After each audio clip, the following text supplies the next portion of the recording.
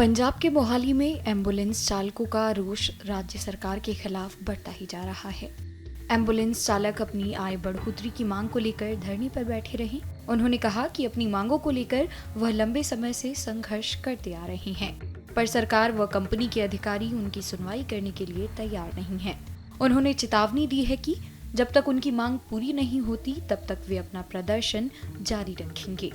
Ambulance union के अध्यक्ष मनदीप सिंह ने प्रदर्शन का कारण बताते हुए कहा कि हमने भगवंत मान साहब को वोट इसलिए दिया था क्योंकि उन्होंने हमें पक्का करने की बात और तनख्वाह में बढ़ोतरी की बात कही थी, लेकिन हमारी कोई मांग पूरी नहीं हुई। मौजूदा जो सरकार है, जो एक मान साहब बोल रहे हैं कि कच्चा शब्द मुझे बर्दाश्त नहीं है, हर एक जो मुलाजिम है वो पक्का करेंगे।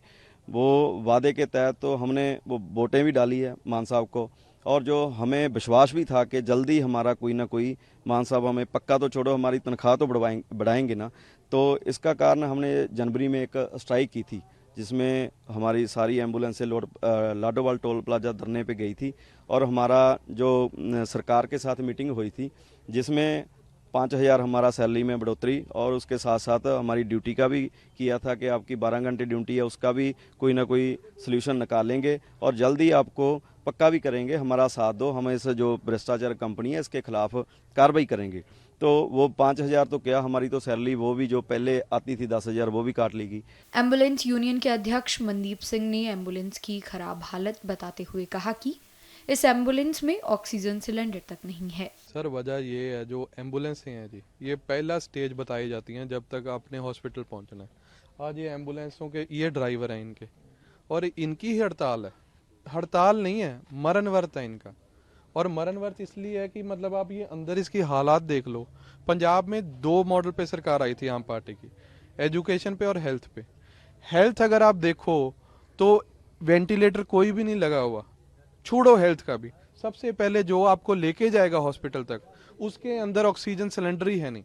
अब इन एम्बुलेंसों के अंदर कोई ऑक्सीजन सिलेंडर नहीं है, फिर भी ये चल रहे हैं। दूसरी बात, इनकी तनख्वाह की आ जाए, कितनी तनख्वाह मिलती है इनको? 9-9, 10-10 हजार रुपये।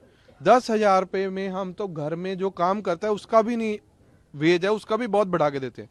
और ये लोग कितने घंटे काम करते हैं? 15-15, 16-16 घंटे काम करते हैं, जानने बचाते हैं लोगों की। किस पे भरोसे? अपने भरोसे, इसके भरोसे नहीं जो सरकार ने दिया है। एम्बुलेंस यूनियन उपाध्यक्ष निर्भर सिंह ने एम्बुलेंस की खस्ता हालत बताते हुए कहा कि इस एम्बुलेंस में बुनियादी सुविधाएं तक नहीं है, यहाँ तक कि इन एम्बुलेंस में ऑक्सीजन सिलेंडर तक नहीं है। एम्बुलेंस के हालात हम बार बार यही सरकार को दिखा रहे हैं कि एम्बुलेंस के हालात जो बहुत ही खस्ता हालत है।